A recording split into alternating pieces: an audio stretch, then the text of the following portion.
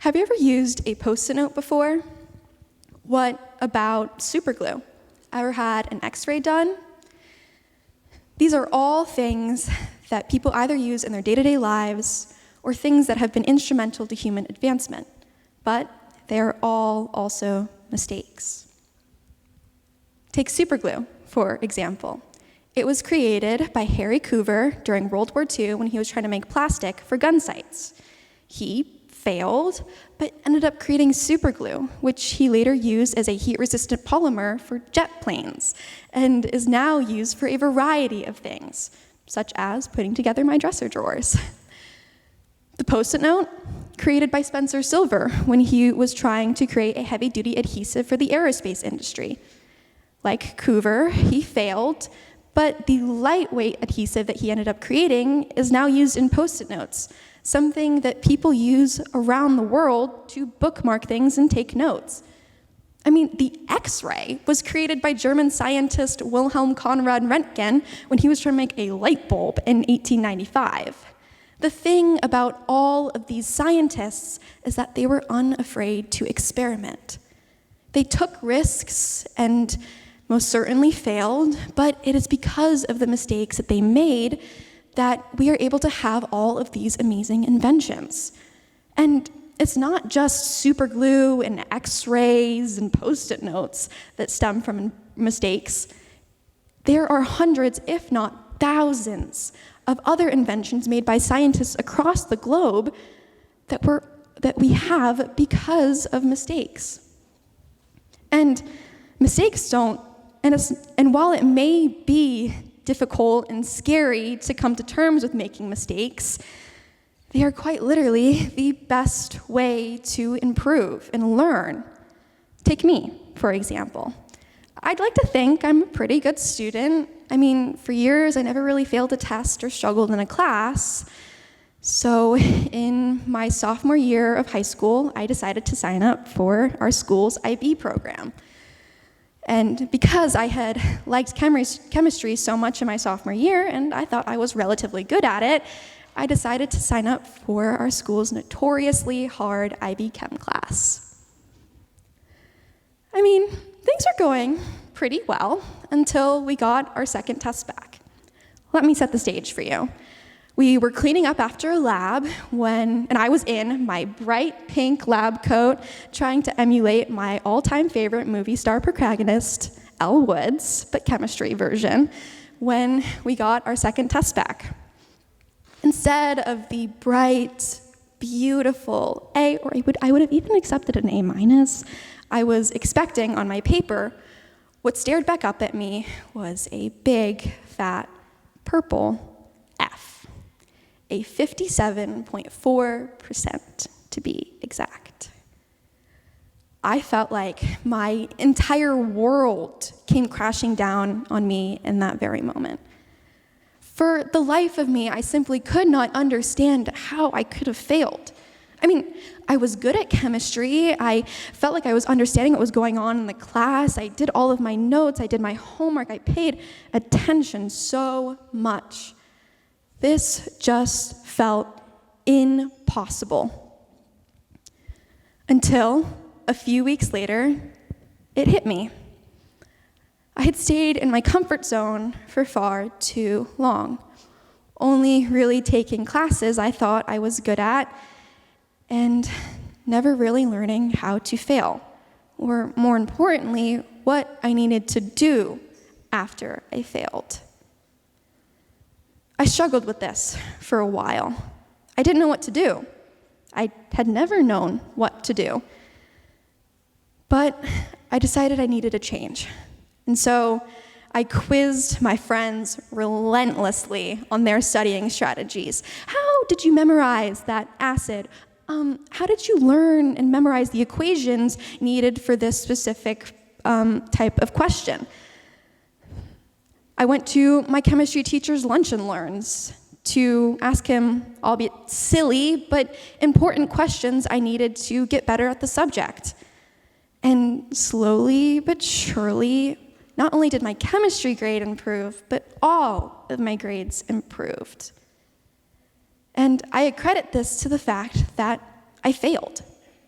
And while it may be shocking to hear, I am incredibly thankful to my teacher, Mr. Govin, for failing me. Because I would have never, ever in a million years realized this. I would have never realized that I needed to adjust the things that needed to be adjusted to become a better student. And while I may not have realized it in the moment I signed up for it, signing up for IB and IB Chem was a risk. And I'm very glad that I took that risk and made those mistakes.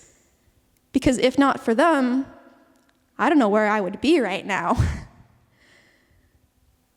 But it's also not just academics that mistakes help you improve in. Mistakes also help you build meaningful life skills that you will rely on for years to come. I am not a great public speaker. I'll admit that. For years, I had this awful, awful stage fright where I couldn't get up and present even in front of people I knew intimately, like my classmates, without panicking, stuttering, forgetting what I was about to say, and almost nearly running off the stage.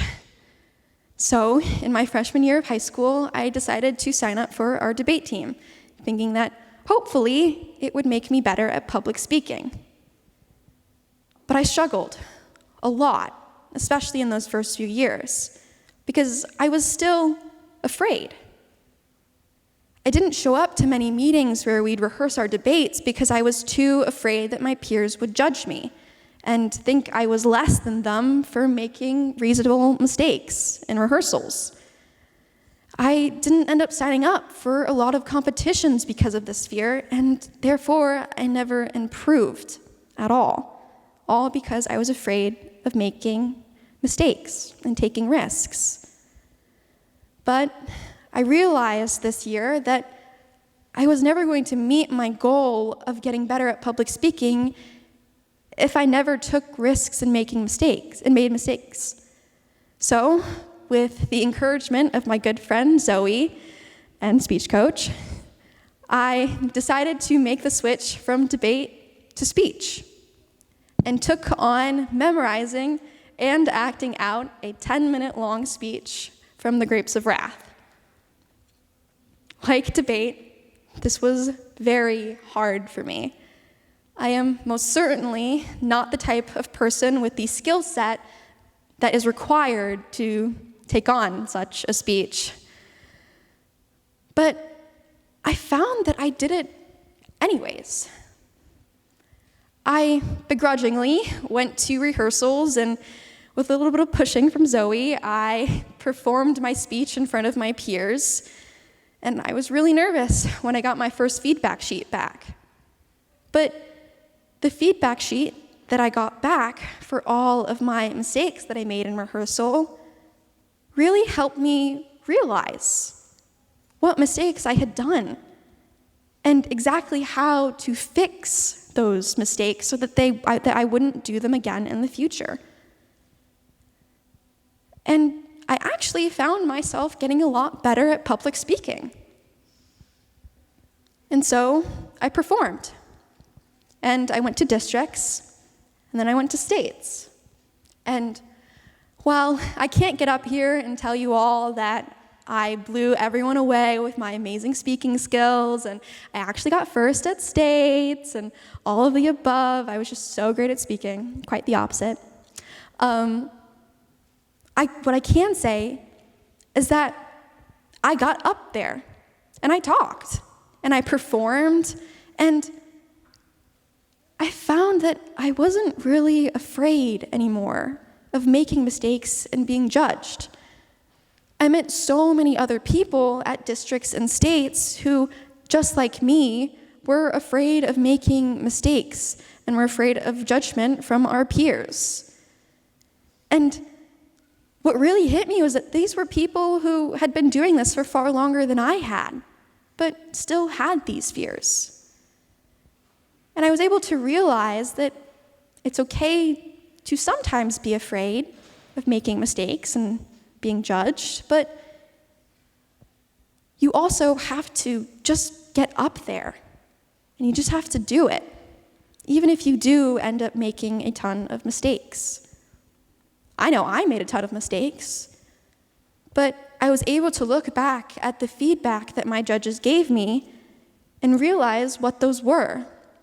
And I was actually even able to realize what they were while I was in the middle of speaking. And in between rounds, was able to adjust them and really work on my memorizing so that I wouldn't make those same mistakes in the next rounds. I truly thank my speech coaches and Zoe for me being here today and talking to all of you guys, because if it weren't for them, I wouldn't nearly be at the level that I am today.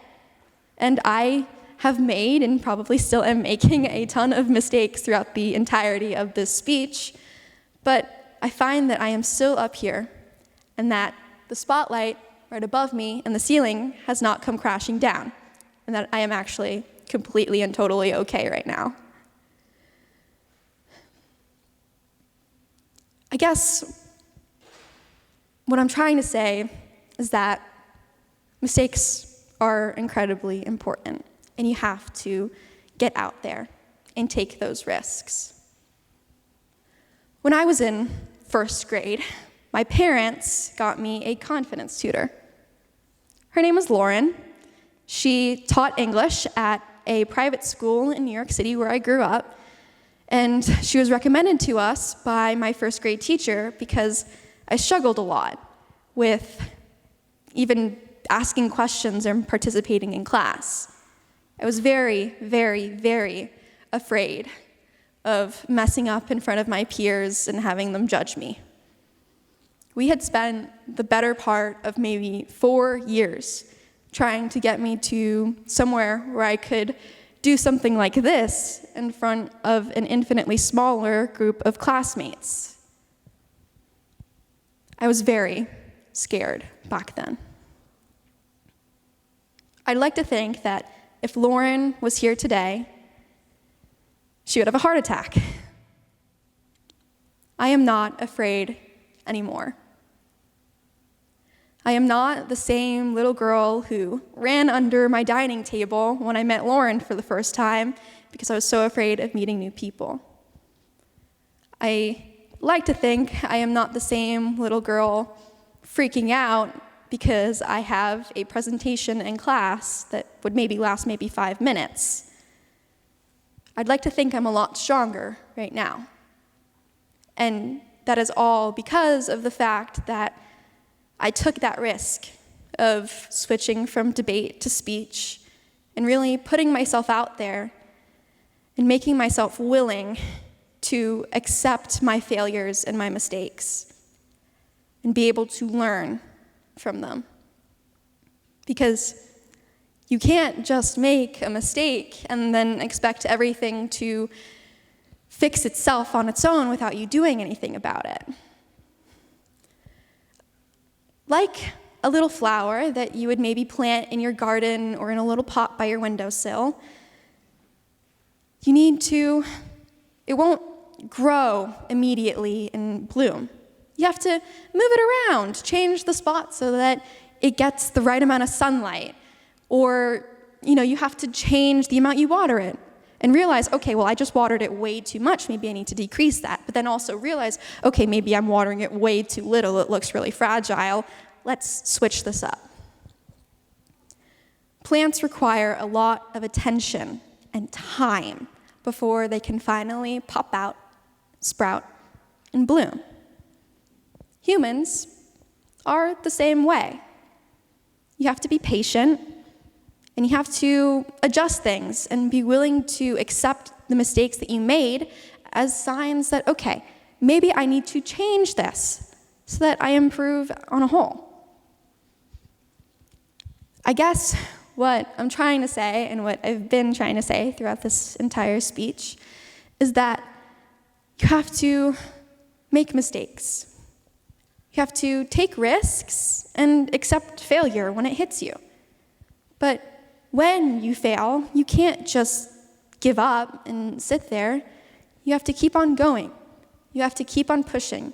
You have to find new ways to adjust things so that it works out. To me, and I hope to some of you, that is what life is all about. Thank you.